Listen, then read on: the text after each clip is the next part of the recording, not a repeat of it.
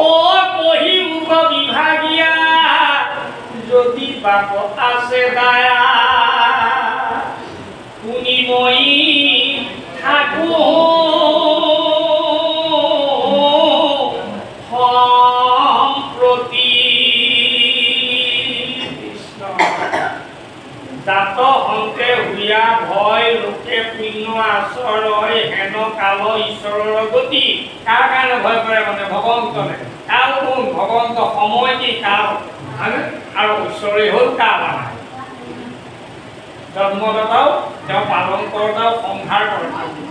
কিন্তু তিনিটা ভাগ কৰিছে কিহৰ কাৰণে ভাগে ভাগে চলাবৰ কাৰণে তিনি এজন নিৰ্দিষ্ট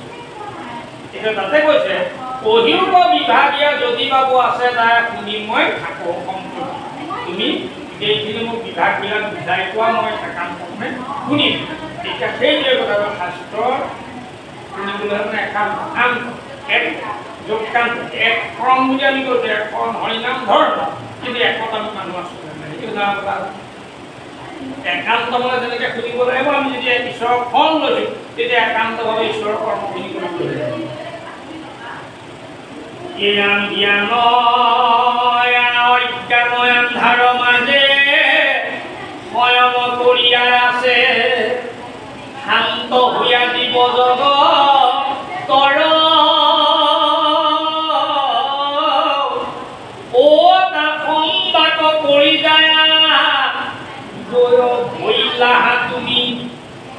যুৱ পন্থ ভাস্কৰ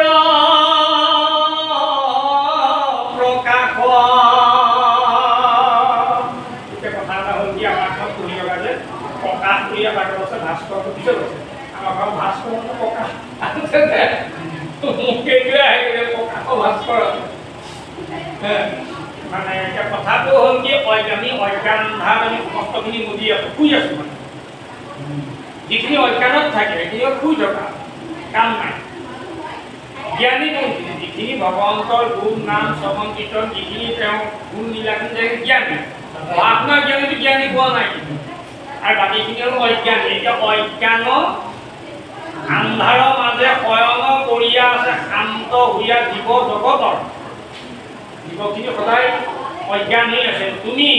কাসম্বাক কৰি যায় উদয় ভৈলাহা তুমি যোগ পন্থ প্ৰকাশ ভাস্কৰ ভাস্কৰ মানে পোহৰ তুমি এই ভগৱন্তৰ তুমি এজন ভাস্কৰ পোহৰ হৈ পেলাই আমাক এই জ্ঞান পথটো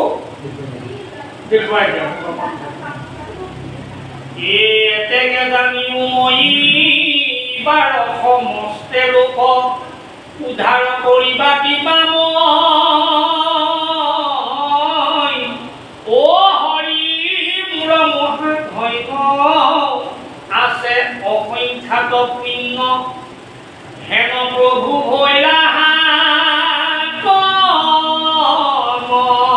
বা কিমান জন্মৰ পুণ্যৰ ফলত প্ৰভু আদি মোৰ পুত্ৰ হিচাপে মোৰ ঘৰত জন্ম কৰিছে চাওক কিমান জন্মৰ পুণ্য সাফল্যৰ ফলতে কপিল ঈশ্বৰে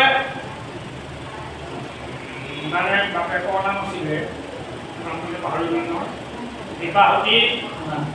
মাক তেওঁ কিমান তিনিটা জন্মৰ পুণ্যৰ ফলত আহি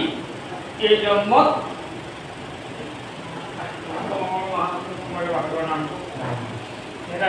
ঈশ্বৰত জন্ম ঈশ্বৰত পুত্ৰ সন্তান হিচাপে জন্ম পাবৰ বাবে তিনিটা জন্ম উপাসনা কৰিছে কৰি তেওঁৰ পৰা জ্ঞান ল'বৰ কাৰণে তেওঁ পুত্ৰ হিচাপে জন্ম লৈ মৰণ বস্তু ভজন বস্তু গ্ৰহণ কৰিছে চিন্তা কৰক এই গোটেইখিনি এতিয়া ভজন আগত গোটেইখিনি শৰণৰ কথা কৈছে গোটেই ভজনৰ কথাখিনি কৈছে ভক্তি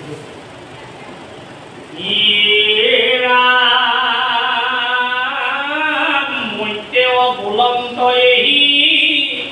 মাতৃৰ সুন্দৰ বাণী শুনি প্ৰভু কপিল ঈশ্বৰ ও কৃপায়ে পীড়িত হুয়া মাতিনন্ত প্ৰশংসিয়া কুফলক চিন্তিয়া লোকৰ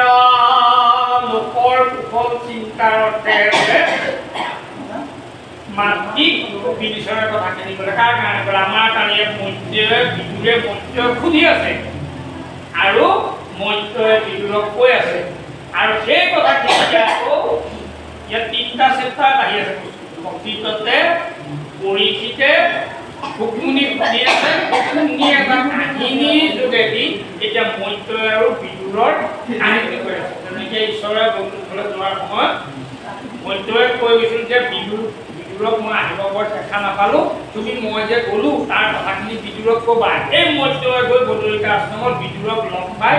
এই কথাখিনি কৈ আছে বিদুৰে আকৌ মৈত্ৰেয়ক সুধিছে হয় বাৰু এইখিনি কথা কপিল ঈশ্বৰে মাতৃক ক'লে ইয়াৰ পিছত বা কি ক'লে আকৌ ইফালে পৰীক্ষিতেও কক সুধিছে তুমি বৰ ভাল কথা এটা ক'লা ভক্তি যুগৰ কথাতে বুদ্ধই যে বিদুৰক ক'লা কথাখিনি তাৰ পিছৰখিনি কি আছিল কপিল ঈশ্বৰৰ মাতৃক কি কৈছিল সেই কথাখিনি আকৌ কপিল ঈশ্বৰে কি কৈছে লোকৰ কিবাৰ অৰ্থেহে আমি এইখিনি কোৱা তাৰ জীৱ জগতৰ কল্যাণৰ সেই বস্তুত কেনেকৈ 3টা ধাৰা আহি আছে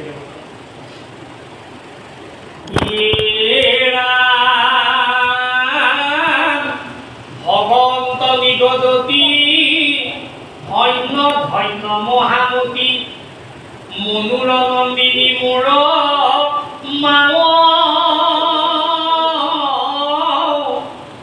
অ ভালতু ভৈলা মতি সংসাৰ কৰিলা গতি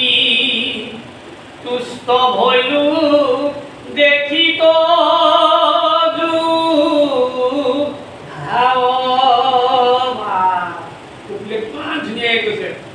ভগৱন্ত নিগদতি ধন্য ধন্য মহামতী মনুৰ নন্দিনী মোৰ মা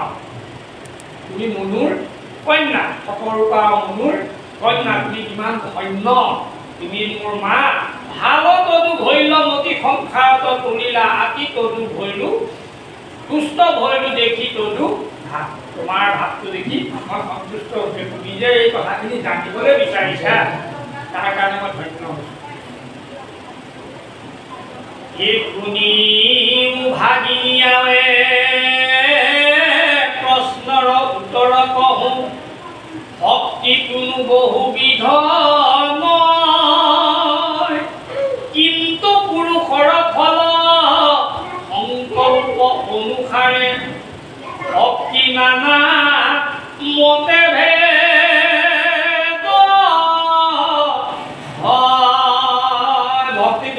বেছি নহয় কিন্তু পুৰুষ মানে জীৱৰ কিন্তু পুৰুষৰ ফল সংকল্প অনুসাৰে ভক্তি নানা